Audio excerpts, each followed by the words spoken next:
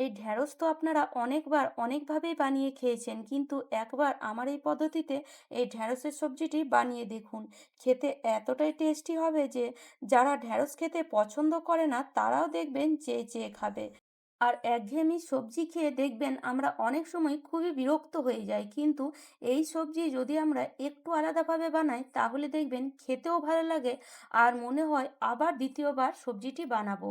তাই আজ আমি আপনাদের জন্য নিয়ে এসেছি ঢেঁড়সের একটি ইউনিক রেসিপি, যেটা আপনারা খেতে খুবই পছন্দ করবেন আর আবার এটাকে বানাবেন। তাহলে চলুন রেসিপিটি শুরু করা যাক। তো প্রথমে এখানে আমি নিয়ে নিচ্ছি ঢেঁড়সগুলোকে ভালো করে অবশ্যই ধুয়ে নিতে হবে। তো আমি ধুয়ে নিয়েছিলাম আগে থেকে। এবার ঢ্যাঁড়সগুলোকে এইভাবে ২ পিস, ছোট হলে আর বড় হলে ৩ পিস করে কেটে নেব। ঢ্যাঁড়সগুলোকে কেটে নেওয়ার পরে এবার এটাকে নিয়ে নেব একটা আলাদা জায়গার মধ্যে বা প্লেটের মধ্যে। আর ঢ্যাঁড়সগুলোকে এবার এক সাইডে রেখে দেব। এবার এখানে যে আলুগুলো আমি ছুলে রেখেছিলাম সেই আলুগুলো নিয়ে নেব।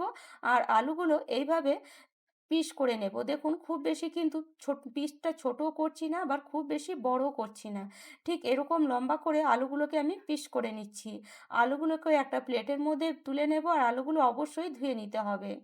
তো আলুগুলো ধোয়ার পরে তারপরে এখানে আমি যে দুটো পেঁয়াজ কেটে রেখেছিলাম সেটা নিয়ে এরকম একটু বড় বড় পেঁয়াজগুলোর পিস করে নিচ্ছি। দেখুন ঠিক এরকম একটু বড় বড় করে পেঁয়াজগুলোর পিস করে নেবেন। দেখুন এরকম যদি পেঁয়াজের পিস করেন তাহলে পেঁয়াজগুলো কিন্তু খেতেও খুবই টেস্টি হয়। তো এবার এই পেঁয়াজগুলোকে নিয়ে নেব একটা প্লেটের মধ্যে।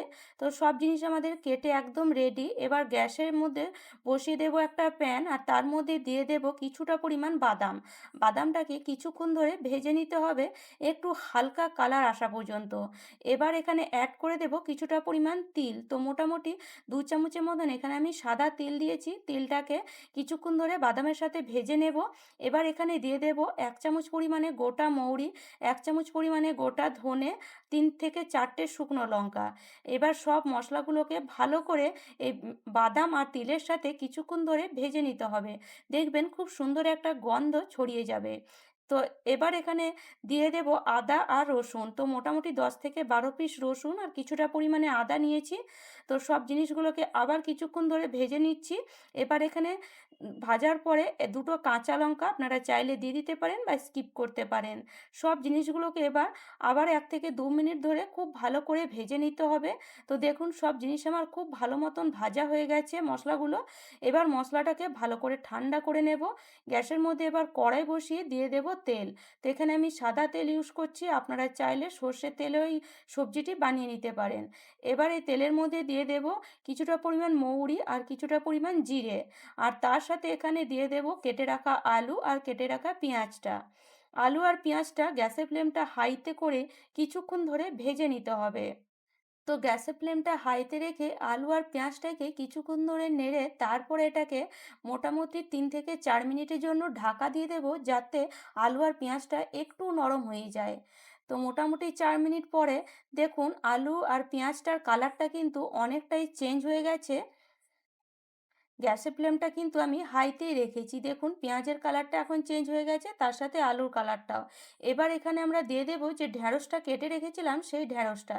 ঢ্যাঁড়সটা দেওয়ার পরে গ্যাসের ফ্লেমটা হাইতে রেখেই ঢ্যাঁড়সটাকে আলু আর পেঁয়াজের সাথে কিছুক্ষণ আবার নাড়তে হবে। আর নাড়তে নাড়তেই দেখবেন আলুটা একটুখানি ভাঙা ভাঙা হয়ে আসছে। এবার এখানে অ্যাড করে দিতে হবে ১ চামচ পরিমাণে হলুদ গুঁড়ো, ১ চামচ পরিমাণে লঙ্কার গুঁড়ো আর পরিমাণ মতো লবণ। এবার সব জিনিসগুলোকে ভালো করে কিছুক্ষণ ধরে ভাজতে হবে।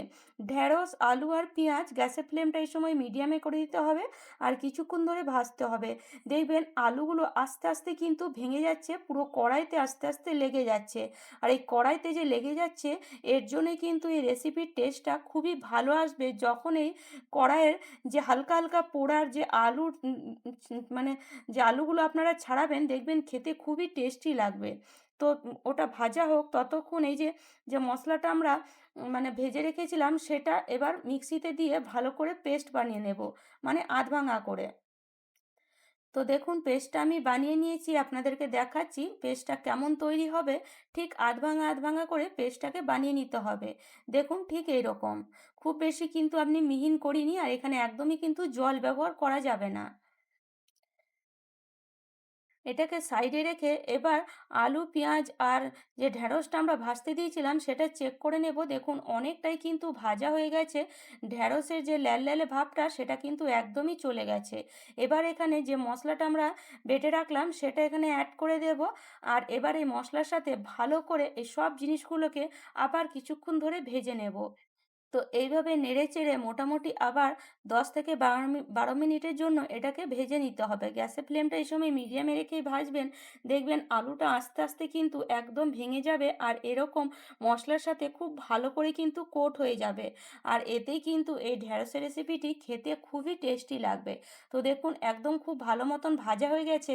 এবার এখানে দিয়ে দেব ১ চামচ পরিমাণে আমচুর পাউডার আর তার সাথে কিছুটা পরিমাণ ধনেপাতা। এতে কিন্তু টেস্টটা আরও বেশি বেড়ে যাবে। তো এবার ভালো করে মিশিয়ে নিলে আমাদের খুবই টেস্টি এই আলু ঢেঁড়সের সবজিটি একদম রেডি। খেতে এতটাই টেস্টি হয় যে রুটি পরোটার সাথে কিন্তু খেতে দুর্দান্ত লাগে। তো এই ভাজা, ভাজা আলু আর ভেন্ডি বা ঢেঁড়সের রেসিপিটি একবার হলেও আপনারা বানিয়ে দেখবেন। খেতে এতটাই টেস্টি হবে যে দেখবেন বাচ্চারাও বলবে বানাতে। বেশিরভাগ বাচ্চারা কিন্তু ঢ্যাঁড়স খেতে পছন্দ করে না। কিন্তু এইভাবে বানিয়ে বাচ্চাদেরকে খাওয়াবেন দেখবেন বাচ্চারা বলবে আবার ২য় বার বানাতে। খেতে এতটাই টেস্টি হয়। তো আশা করি বন্ধুরা আজকের রেসিপিটি আপনাদের ভালো লেগেছে। আর আমার রেসিপি যদি আপনাদের এতটুকুও ভালো লেগে থাকে তাহলে অবশ্যই লাইক করবেন, শেয়ার করবেন। আমার চ্যানেলে নতুন বন্ধু হয়ে থাকলে চ্যানেলটি অবশ্যই সাবস্ক্রাইব করে নেবেন। তাহলে চলুন আজ এই পর্যন্ত। ভালো থাকবেন, সুস্থ থাকবেন। ধন্যবাদ।